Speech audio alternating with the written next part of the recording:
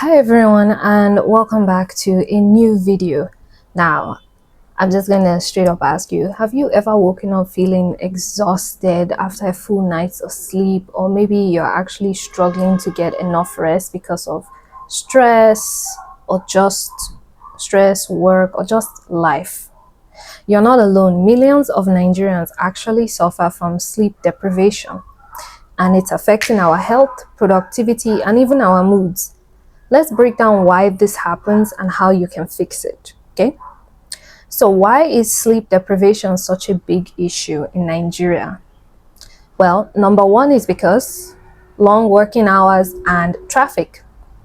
So, for instance, if you live in Lagos, which is where we have more of this traffic issue, many Nigerians actually spend majority of their time in traffic, whether that be on their way to work or on their way closing from work. So what this happens is that you find yourself working 12 to 14-hour days.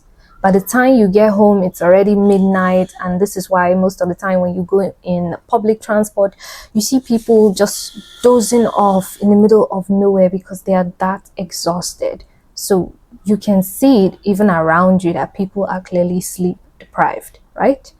So that brings me to number two. Stress and anxiety is another reason why Nigerians are also suffering from sleep deprivation. So stress and anxiety, this can come from financial struggles, job security, daily pressures, and it keeps many people up at night. I personally have gone through this. If you've ever had bills to pay and you rent, maybe they just announced an increment, your landlord just contacted you, things like that keep you up at night because you're panicked, wondering how is tomorrow going to be like, how is the next week going to be like, or the next month. And with all of the inflation going on in the country, things go up every time. They never go down despite normal economic rules and order. My pay is not going up, and how am I going to be able to cover all of these expenses? Yeah, that's very tormenting to any human soul out here. So that brings me to number three. Number three, we've got late night phone use and social media. Be honest, how many of you actually scroll through TikTok, Instagram, or Facebook in bed? Well, you need to stop that right now. Stop it, because there is this thing called the blue light. Now, the blue light from the phone screen tricks your brain into staying awake. So that's why sometimes when you put down the phone, it takes you a good 3 hours to actually go into sleep mode. But with the blue light here, I've got a way for you to actually prevent this. If you must use the phone, let's say using your phone distresses you and allows you to sleep at night, you can consider looking for anti-blue light glasses. They're sort of clear in color, but they're actually slightly tinted to prevent the blue light from bothering, because if your eyes don't read the message, then your brain doesn't receive it. That's the whole point. So you can go on this website over here, and go crazy, go shop for anti-blue light glasses. Look for frames that suit you, to your need, to your heart's content. Wonderful.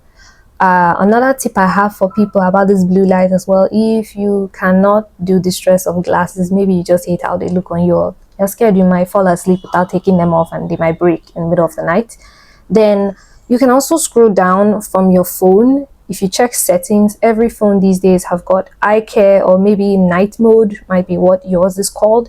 But usually this converts the blue light on your phone. It turns all cool and neutral settings in terms of light on your phone to warm and yellow light, which is actually safer for you and puts you more into a relaxed state. So that brings me to number four, which is noise pollution and power cuts. This one is so very dear to me in terms of experience. Very, very dear. If you've been in Nigeria, you've been born and bred here, you know that this country is a very stimulating place. And I mean it in every sense of the word. It is noisy.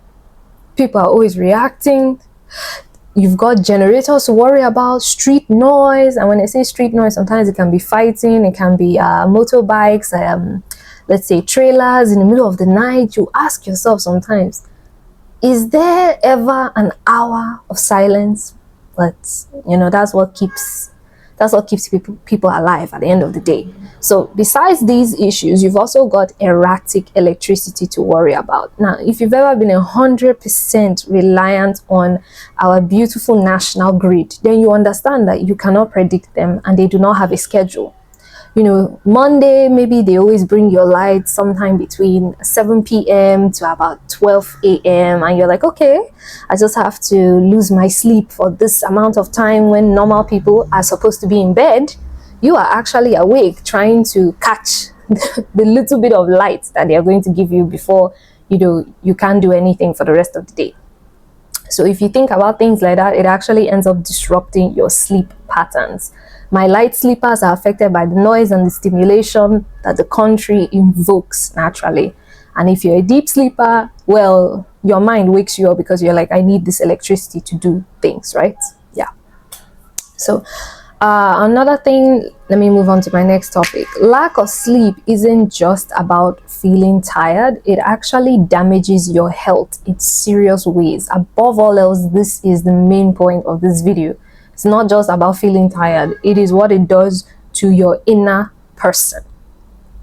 So one of the many ways it damages your health is that with time, you actually start having memory loss and poor concentration, weakened immune system. This means you get sick very often. Every time you always hear us in Nigeria saying, I'm always treating malaria, I'm always treating typhoid, malaria, typhoid back to back. It's like your body does not recover. My friend, one of your main problems is that you are sleep deprived. So your immune system is low. Therefore, anything just comes and hits you and you are not getting any rest. Your body doesn't have enough energy to actually build that antibody and fight it back. This is one of the problems. So the third one is that you've got weight gain and increased risk of diabetes.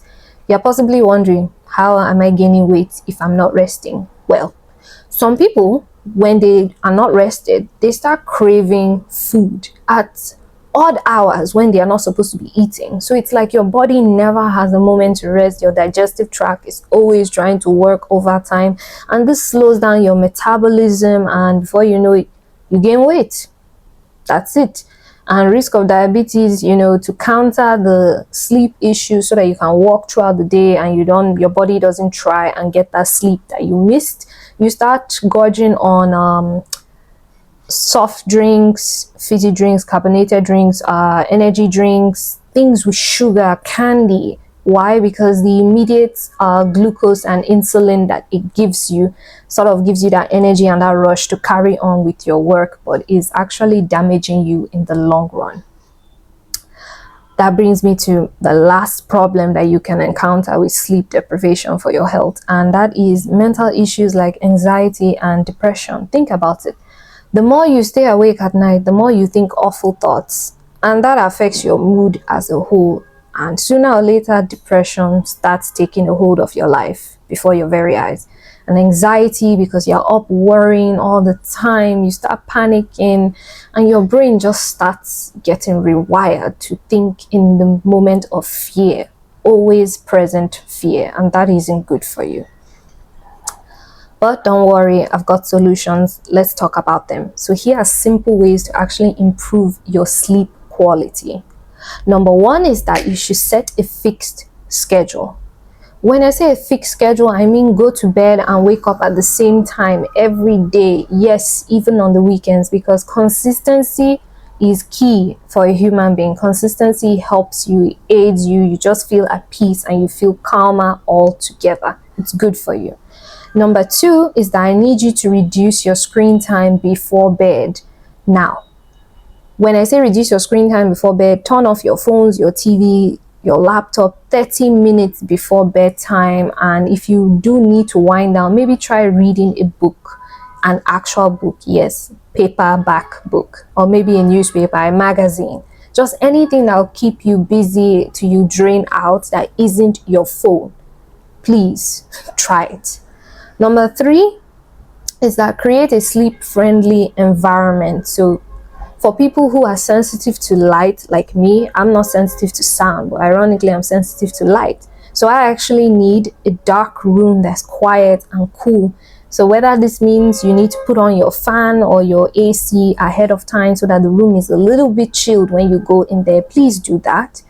And for people who are sensitive to noise, you can do this by using earplugs or white noise apps. When I say white noise apps, these are apps that actually replicate calming sounds, maybe like the rain or wind chimes, the sound of the wind, things like that, that can lull you into a peaceful state. Yeah. Oh, and one more thing for people who are sensitive to light like me, you might also want to try eye mask. I think that's what they're called. Yeah, those sleep eye masks, those nice ones that they give you on the plane if you were to fly. Yeah, keep those.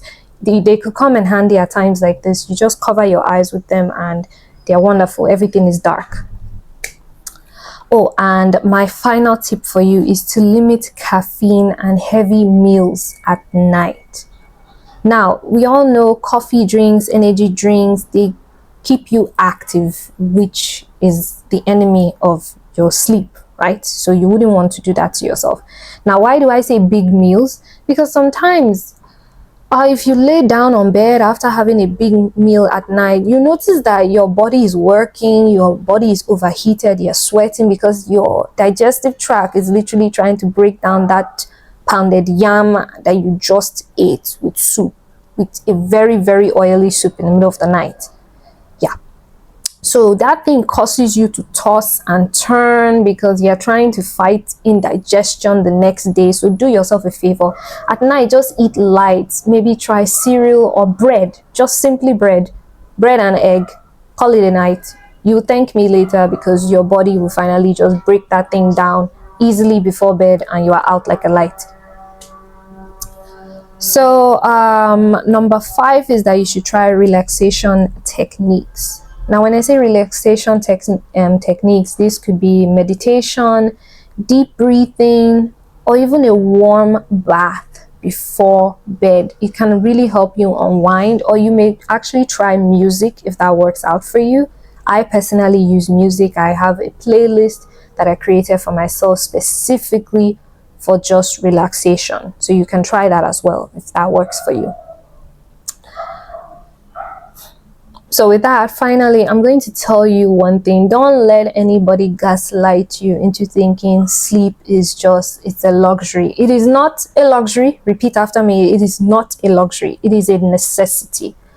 You need it to be more productive, to be healthier in the long run, and even happier. So start prioritizing your rest, please. So with that, I'm going to ask you guys, do you have any sleep hacks that work for you besides the ones that I mentioned in the video? Drop them down in the comments. Let me know. Don't forget to like, share, and subscribe for more health tips. See you later. Bye.